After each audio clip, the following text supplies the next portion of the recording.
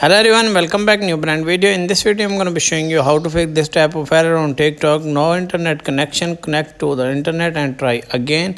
If you face this type of error, so how to fix? First of all, go back to your home screen. First of all, open your iPhone and iPad setting.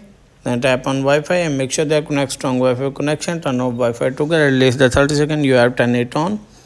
And after that, go back. If you use mobile data, then turn on aeroplane mode. At least the 30 seconds you have turned it off. And after that, check whether the problem had been fixed or not. If the problem not fixed, then scroll down, then tap on journal.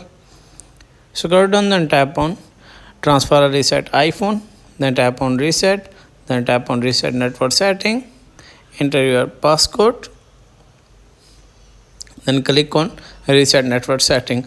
After reset network setting, check whether the problem had been fixed or not. If the problem is not fixed, then and open your app store, and from here you search for this TikTok app. Tap on TikTok. Yes, can see update.